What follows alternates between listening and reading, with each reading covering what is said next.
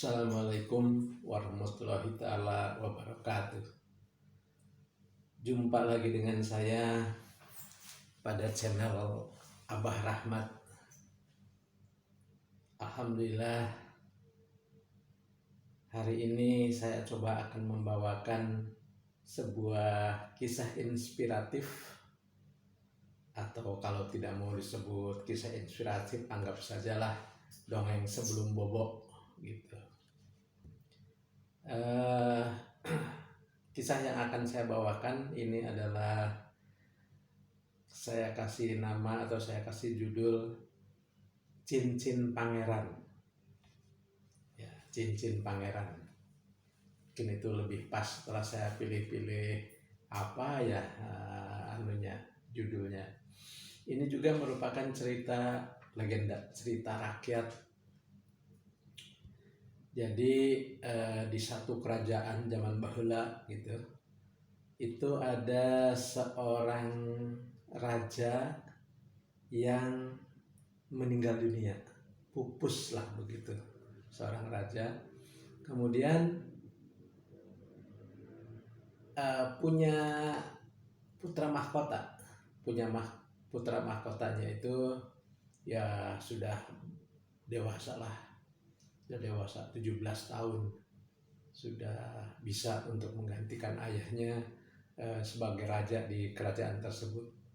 Dan pangeran itu satu-satunya pewaris daripada kerajaan itu. Namun sang pangeran ini merasa masih kurang bekal untuk memimpin satu kerajaan yang cukup luas, yang rakyatnya banyak, yang kadang-kadang juga banyak berbeda pendapat dan sebagainya. Itu harus dihadapi, karena bagaimanapun ya sebagai putra mahkota, siap atau tidak siap harus siap gitu untuk memimpin negara itu. Nah, pada saat selesai pelantikan, kelilinglah sang pangeran ini yang sekarang menjadi raja, keliling ke desa-desa, ke kota-kota yang di bawah wilayah daripada yang termasuk daripada wilayah kerajaan tersebut, dan menemukan satu orang yang sudah cukup pengalaman, sudah sepuh, yang kerjanya itu membuat cincin dari perak. Sangat terkenal, para pembesar di situ, bahkan raja yang dahulu juga sebagai kenang-kenangan membuat cincin di bapak tersebut, di tempat pembuatan cincin tersebut. Datanglah sang pangeran tersebut dan sangat kaget. Pembuat cincin itu, pangeran baru dilantik, baru berapa hari sudah jalan-jalan ke tempat pekerjaannya begitu. Kemudian dengan tergopoh-gopoh disambutlah pangeran muda tersebut atau raja muda tersebut. Ada apa ya gerangan, pangeran datang ke sini?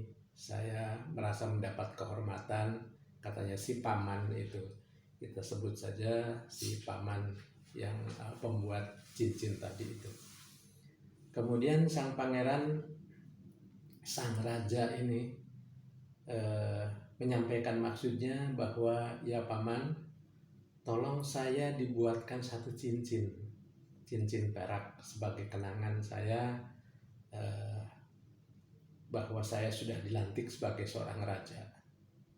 Tapi tolong ya si cincinnya itu di baliknya itu, di ring bagian dalamnya itu diberikan tulisan. Waduh, tulisan apa? Sang raja muda katanya gitu. Terserah paman saja mau ditulis apa, katanya gitu. Paman kan sudah sangat berpengalaman, sudah memakan asam garam kehidupan itu sudah cukup. Kemudian zaman mudanya dulu saya dengar pergaulannya sangat luas, bahkan menimba ilmu itu ke ke kerajaan-kerajaan lain. Tentu paman punya satu tulisan yang cocok buat saya, katanya gitu. Baik kalau gitu, kata paman pembuat cincin ini. Hanya perlu waktu saya, katanya. Biasanya paling lama seminggu saya membuat pesanan cincin sebagus apapun selesai. Tapi khusus untuk pangeran ini saya perlu waktu 40 hari, katanya. Karena saya perlu tirakat supaya nanti pas kata-kata apa yang akan saya tulis di cincin tersebut, katanya gitu. Waduh, lama sekali, katanya sang raja muda ini. Ya, sang raja, karena saya tidak boleh sembarangan menuliskan, apalagi nanti selalu dipakai di cincin raja saya yang baru ini, katanya gitu. Baiklah kalau gitu, katanya gitu. Maka pulanglah raja muda tadi itu bersama pengawal-pengawalnya. Kemudian tidak sabaran memang nunggu selama 40 hari, tapi ya sudahlah, memang permintaan paman yang pembuat cincin itu seperti itu, saya bersabar menunggu, katanya gitu. 40 hari kemudian datanglah kembali sang raja itu menagih janjinya kepada paman pembuat cincin tadi itu. Dan betul sudah selesai, kemudian sudah dibuat dalam kotak yang bagus, yang tidak biasanya diberikan kepada orang-orang yang memesan. Ini dalam kotak. Nah, kemudian baik paman, kalau gitu saya ambil ya cincinnya. Ada syaratnya tapi raja muda, katanya gitu. Nah, syaratnya apa?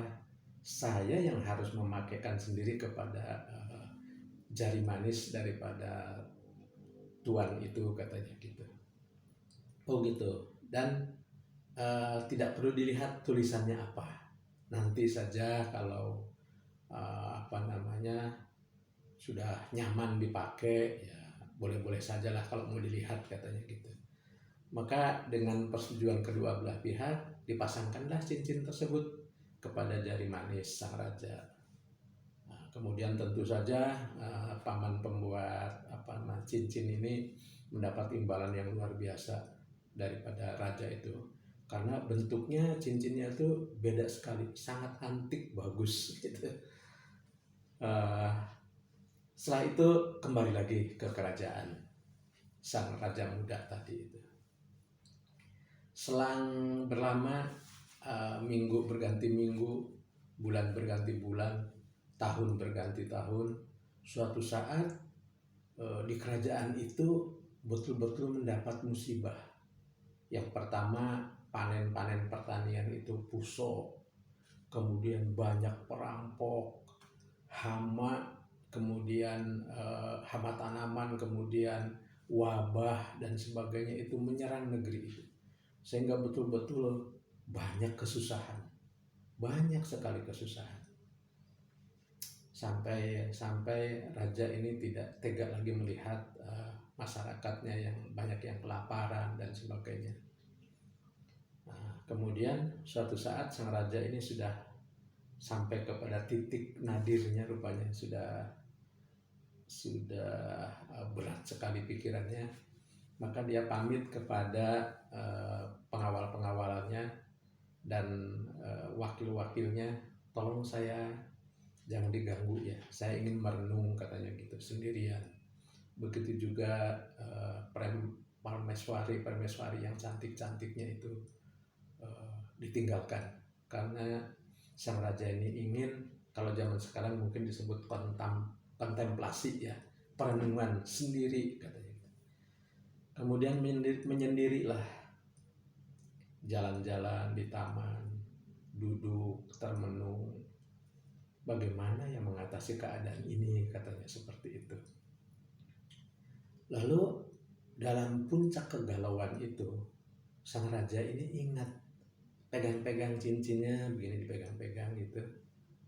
Jadi penasaran juga ini, apa sih tulisannya? Dan selama ini kelupaan, nggak pernah dibaca karena kesibukan memimpin kerajaan itu. Akhirnya dilepaslah cincin itu pelan-pelan, kemudian dibaca. Ternyata tulisannya singkat sekali. tulisannya tersebut adalah ini pun akan berlalu. Hanya itu tulisannya. Apa ya maknanya ini katanya? Ini pun akan berlalu. Terus dipikir. Oh, ya. Mudah-mudahan apa yang terbayang oleh saya itu betul katanya. Jadi apapun yang sekarang sedang dialami itu ya suatu saat akan berlalu. Badai pasti berlalu. Hujan akan ada berhentinya. Jadi tersentuh dengan kata-kata tersebut. Maka kembalilah sang raja dengan agak semeringah. Semeringah itu apa ya? Agak senang dengan membaca tulisan itu. Menjadi satu harapan bahwa suatu saat mesti hal ini akan berlalu. Nah, minggu berganti minggu lagi, bulan berganti bulan lagi, tahun berganti tahun lagi. Lalu berubahlah keadaan. Yang tadinya panennya pusok mulai panen lagi, hama-hama menyingkir dengan sendirinya, wabah juga menyingkir dengan sendirinya. Kemudian perampok-perampok berhasil ditaklukkan. Mulailah sejahtera kerajaan itu, sejahtera lagi sampai pada puncaknya itu luar biasa. Bahkan panen pun berlebihan sampai disumbangkan kepada negara-negara tetangga yang memerlukan. Luar biasa bahagianya. Semua masyarakat bahagia, raja sangat bahagia, dan semua merasakan kenikmatan. Nah, saat itu beliau membuka lagi cincin itu, dibaca lagi. Ini pun akan berlalu, dan tulisannya itu. Oh, saya semakin mengerti sekarang. Tulisan yang diberikan oleh paman pembuat cincin itu katanya. Saat itu sedang sangat sulit-sulitnya memberikan harapan bahwa ini pun akan berlalu. Sekarang sedang berjaya-jayanya, saya juga diperingatkan bahwa ini pun akan berlalu. Jadi langsung beliau menyampaikan kepada bawahannya, kita jangan terlalu bersukaria. Kita ingat, mungkin ini memang sedang berputar. Waktu itu kita sedang di bawah, sekarang sedang di atas. Kemudian suatu saat bisa jadi kita di bawah lagi. Walaupun kita sebagai manusia sudah berusaha sekuat tenaga. Tapi di luar kekuasaan manusia itu ada yang menentukan, yaitu Tuhan yang sangat menentukan. Jadi mari kita pakai pedoman ini katanya. Disampaikanlah kepada bawahannya semua. Saya terinspirasi oleh tulisan di dalam cincin yang saya pesan ini. Kata-katanya sangat pendek tapi sangat bermakna. Ini pun akan berlalu. Luar biasa ini. Barangkali itu juga pelajaran hidup yang kita dapatkan. Ini masih ada kaitannya dengan video saya yang awal, bahwa hidup itu berputar, ada di atas, ada di bawah, ada di atas lagi, ada di bawah lagi. Saat di bawah jangan terlalu bersedih, ini pun akan berlalu. Pada saat di atas juga sama, jangan terlalu bergembira sehingga melupakan rasa syukur, melupakan apalagi sombong dan sebagainya, karena ini pun akan berlalu. Barangkali itu pesan moral daripada kisah inspiratif ini. Semoga menjadi bekal hidup kita bersama, khususnya untuk keluarga saya, anak-anak, cucu-cucu, keponakan-ponakan yang jam terbang kehidupannya masih jauh. Nah, tapi ini di mata saya sangat berharga, sangat sayang kalau tidak saya tularkan, dan salah satu menularkannya itu lewat video ini. Demikian, mudah-mudahan saya bisa menyambung kembali di video-video yang akan datang. Billahi taufiq wal hidayah. Wassalamualaikum warahmatullahi wabarakatuh.